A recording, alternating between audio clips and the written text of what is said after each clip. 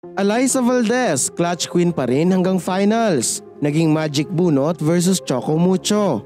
At 8 PVL Championship nasungkit ng Creamline.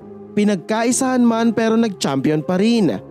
Pero before we begin, please don't forget to subscribe, like and comment on this video. I-click din ang notification bell para lagi kayong updated sa Creamline happenings.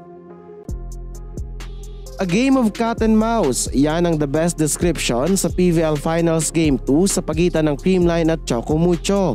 Unang set pa lang kasi, naghabulan na ang dalawang koponan sa score with the Flying Titans banking on CC Rondina para makuha ang early advantage.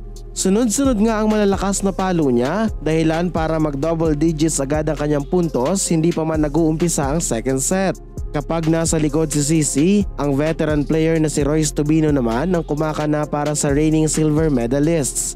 Samantala, si Gemma Galanza naman ang naging scoring leader para sa defending champs all throughout the game.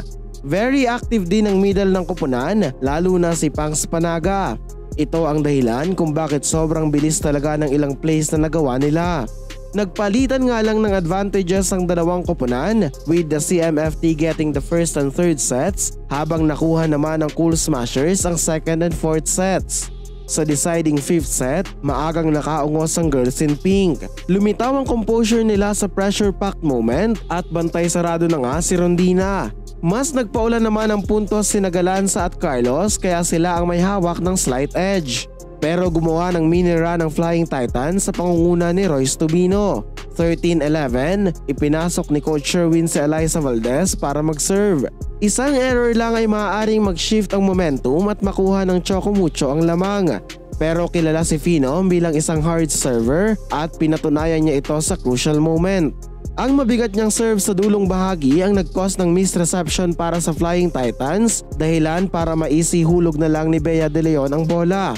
Dahil dito, nakuha ng Creamline ang kanilang 8 PVL Championship sa mga scores na 20-25, 25-20, 22-25, 25-22 at 15-11. Naging malaking bagay ang contributions ng bench ng CCS sa game na ito.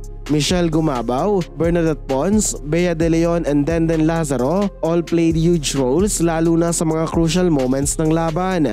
Pinatunayan nila na kahit pagkaisahan man sila ng mga teams na nag-recruit ng malalakas na players, wala man ang mga key players nito at makatanggap man sila ng samut-saring pambabash online ay kaya pa rin nilang mag-champion ulit. Congratulations for another gold medal finish, Creamline Cool Smashers! And that's it mga Ka-Valley News. Please continue supporting this channel para sa mga up-to-date na kaganapan sa Creamline World.